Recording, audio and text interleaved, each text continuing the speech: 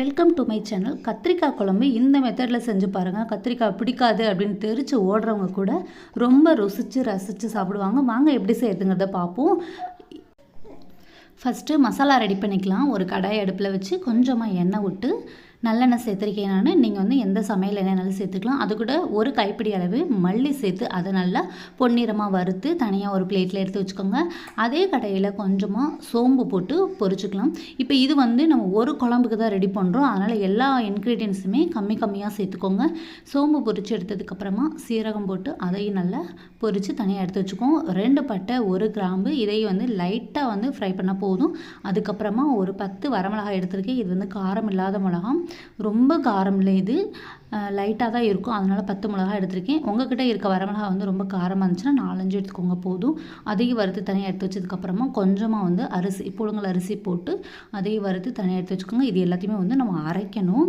இது கூட பச்சை கருவேப்பிலையும் தனியாக ஃப்ரை பண்ணி எடுத்து வச்சு சேர்த்து அரைச்சிக்கோங்க. இப்போ இன்னொரு கடாயை வச்சு அதில் கொஞ்சமாக எண்ணெய் சேர்த்து எண்ணெய் நல்லா காஞ்சதுக்கப்புறமா ஒரு 1.5 கப் அளவுக்கு வெங்காயம் வந்து நான் நறுக்கி வச்சுருக்கேன். அதை சேர்த்து நல்லா வதக்கிக்கோங்க. 1/2 கிலோ கத்திரிக்காய் வச்சு தான் இன்றைக்கி நம்ம இந்த குழம்பு ரெடி பண்ணுறோம். இதுக்கு வந்து 1.5 கப்பு வெங்காயம் வந்து கரெக்டாக இருக்கும் நம்ம மசாலா அரைக்கிறதுக்கு. 3 தக்காளி வந்து இது போல் அறுத்து சேர்த்துக்கோங்க. இப்போ நல்ல பெரிய தக்காளி, இதையும் நல்லா சேர்த்து வதக்கிக்கோங்க. சீக்கிரமாக வதங்குறதுக்காக கொஞ்சமாக கல்லுப்பு சேர்த்து வதக்கியிருக்கேன். இது கூட கொஞ்சமாக சோம்பு சேர்த்துக்கலாம், நிறைய வேண்டாம், கொஞ்சமாக சேர்த்துக்கோங்க. ஆல்ரெடி நம்ம மசாலா அரைக்கிறதுக்கு ரெடி பண்ணி வச்சுருக்கோமா, ஃபஸ்ட்டு அதை வந்து ஒரு மிக்ஸி ஜாரில் போட்டு நல்லா அரைச்சிக்கலாம். ஒரு கொரகொரப்பாக அரைச்சதுக்கப்புறமா நம்ம அந்த சாந்துக்கு ரெடி பண்ணி வச்சுருக்க வெங்காயம் தக்காளி சேர்த்துக்கணும். இப்போ இது வந்து சும்மா வந்து அரைப்படாது, அதனால் கொஞ்சமாக வந்து தண்ணி சேர்த்துக்கலாம். தண்ணி சேர்த்து பாருங்கள், இந்த அளவுக்கு கொரகொரப்பாக அரைச்சதுக்கப்புறமா நம்ம முன்னாடியே வதக்கி வச்சுருக்க வெங்காயம் தக்காளி சோம்பு எல்லாத்தையும் சேர்த்து இதை வந்து ஒரு நல்லா பேஸ்ட் பதத்துக்கு இது போல் அரைச்சி எடுத்து வச்சுக்கோங்க. இப்போ குழம்பு சட்டி வச்சு நல்லா சூடேறினதுக்கப்புறம் குழம்புக்கு தேவையான அளவு எண்ணெய் சேர்த்துக்கலாம். எண்ணெய் வந்து கொஞ்சம் அதிகமாக சேர்த்துக்கோங்க, அப்போ தான் வந்து அந்த டேஸ்ட் வந்து நல்லா ரிச்சாக நல்லா எடுத்து கொடுக்கும். எண்ணெய் சேர்த்ததுக்கப்புறம் எண்ணெய் நல்லா காஞ்சதுக்கப்புறம் கடுகு உளுந்து சேர்த்துக்கோங்க. கடுகு உளுந்து பொரிஞ்சதுக்கப்புறம் பச்சை கருவேப்பிலை வெங்காயம் இதெல்லாம் சேர்த்து நல்லா வதக்கிக்கோங்க. வெங்காயம் வந்து ஒரு 1/4 கப்புக்கு கொஞ்சம் அதிகமாக, 1/2 கப்புக்கு கொஞ்சம் கம்மியாக, அந்த அளவுக்கு நான் எடுத்திருக்கேன். நீல வாக்கில் அறுத்து வச்சுருக்கேன். அதை சேர்த்து நல்லா வதக்கிக்கோங்க.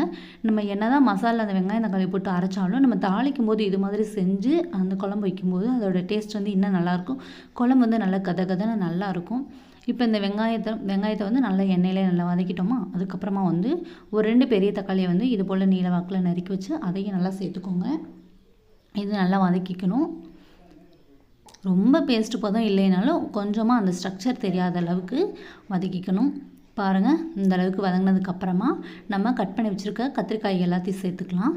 கத்திரிக்காய் வந்து நான் தனித்தனியாக அந்த 4 பீஸாக போடாமல் மொத்தமாக வந்து இது போல் நான் அறுத்து வச்சுருக்கேன். இந்த குழம்புக்கு வந்து கத்திரிக்காய் வந்து ரொம்ப குட்டி கத்திரிக்காய் இருக்கும்னா அதில் செஞ்சால் இன்னும் ரொம்ப சூப்பராக இருக்கும். எங்களுக்கு கிடைச்ச கத்திரிக்காய் இது தான் கிடச்சிருக்கு. அதை 4 நாளாக அறுத்துருக்கேன். அறுக்கும்போது அந்த கத்திரிக்காய் வந்து லைட்டாக பிளந்துட்டு பாருங்கள், உள்ள பூச்சி புழு எது இருக்கா என்னன்னு பார்த்துக்கோங்க. பார்த்துட்டு இது போல் அறுத்து சேர்த்துக்கோங்க. 1/2 கிலோ கத்திரிக்காய் நான் வந்து இன்றைக்கி குழம்புக்கு எடுத்திருக்கேன். எல்லாத்தையும் மொத்தமாக போட்டுட்டு நல்லா கிளறி விடுங்க. வெங்காயம் தக்காளி அந்த எண்ணெய் வந்து நல்லா அந்த கத்திரிக்காயில் வந்து நல்லா மிக்ஸ் ஆகணும்.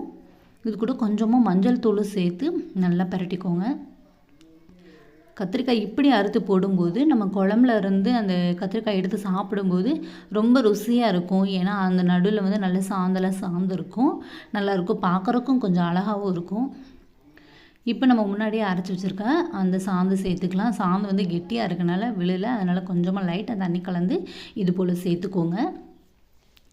அடுத்து அந்த மிக்ஸி ஜார்லேயே வந்து தண்ணி கலந்து நமக்கு தேவையான அளவு குழம்புக்கு தேவையான அளவு தண்ணி சேர்த்துக்கலாம். இந்த தண்ணி வந்து ஏன் ஒயிட் கலரில் இருக்குது அப்படின்னா, அரிசி கழுவின தண்ணி வந்து குழம்புல சேர்த்து வச்சோம் அப்படின்னா ரொம்ப சூப்பராக இருக்கும். பச்சை தண்ணியை சேர்க்காமல் இது போல் அரிசி கழுவின தண்ணி சேர்த்துக்கலாம். அந்த நம்ம ஃபஸ்ட் டைம் அரிசி ஊற வைப்போம்ல, அந்த தண்ணியை கழுவி ஊற்றிட்டு செகண்ட் டைம் கழுவுற தண்ணி தான் எடுத்து வச்சுக்கணும். இது குழம்புக்கு தேவையான அளவு தண்ணி ஊற்றிட்டு உப்பும் போட்டு குழம்பு மூடி வச்சுருங்க. சின்ன எலுமிச்சம்பழம் சைஸ் அளவுக்கு எடுத்து ஊற வச்சு குழம்பு வந்து 2 கொதி வந்ததுக்கப்புறமா அந்த புளித்தண்ணியை வந்து சேர்த்துக்கலாம். அடுத்து குழம்பு சுண்டி வந்ததுக்கு அப்புறமா லாஸ்ட் அதாவது நம்ம குழம்பு இறக்குறதுக்கு ஒரு 5 நிமிஷத்துக்கு முன்னாடி ஒரு முடி தேங்காயை வந்து நல்லா அரைச்சி அதை சேர்த்துக்கலாம். இப்போ ஒரு கொதி வந்ததுக்கப்புறம் இறக்கி சர்வ் பண்ணலாம். ரொம்ப சூப்பரான கத்திரிக்காய் குழம்பு வேறு லெவலில் ரெடி ஆயிடுச்சு. இதே போல் நீங்களும் ட்ரை பண்ணி பார்த்துட்டு எப்படி வந்துச்சு அப்படிங்கிறத கமெண்ட் செக்ஷனில் சொல்லுங்கள். நன்றி.